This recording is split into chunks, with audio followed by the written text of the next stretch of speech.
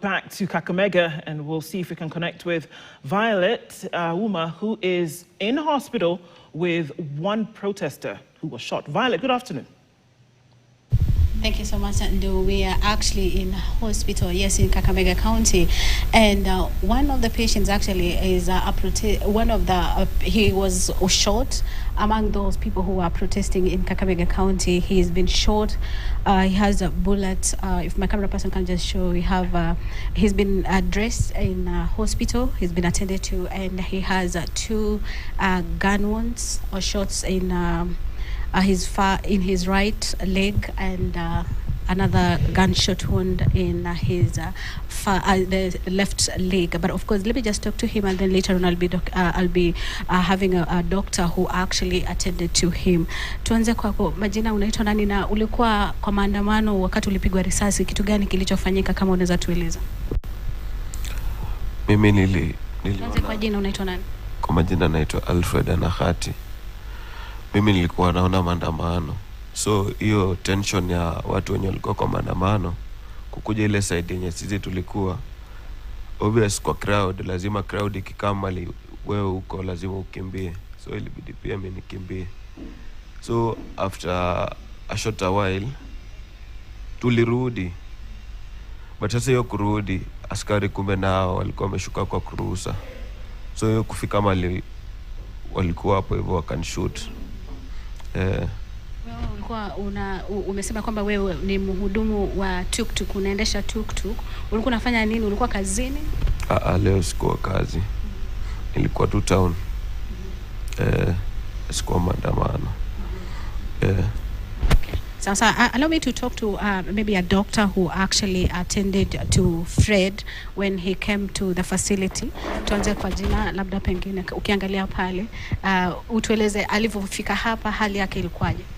Okay, my name is Dr. Sharon. Alfred was brought in at around 12:14 p.m.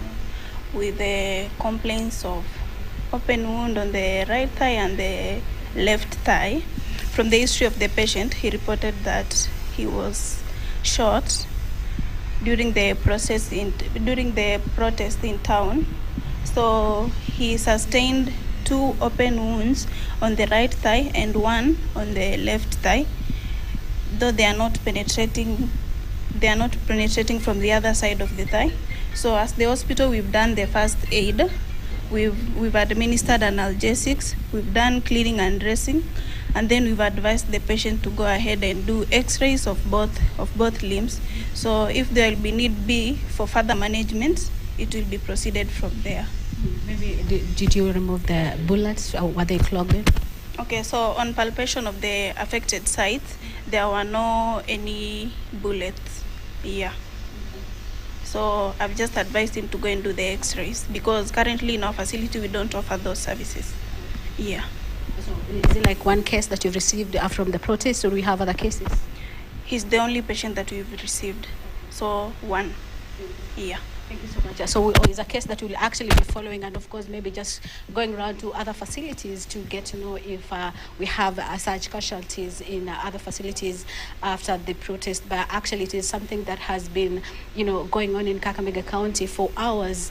We've had, rowdy youth and the police, it's been like cat and mouse here in Kakamega County, and we've had, a protest. Some youths had actually barricaded some of the roads here, and this is because of the fuel price hike in the country. Locals just calling, and also the traders and Matatu drivers and the locals actually calling onto the government to be able to lower the price, saying that it has actually affected them. Not only it's not about the transport cost, but also the issues of commodities that they use every single day. So I'll have to take it back to you, but of course we'll keep an eye on what is happening here in Kakamega County and other parts of Western region, and of course we will keep posted exactly what is happening here.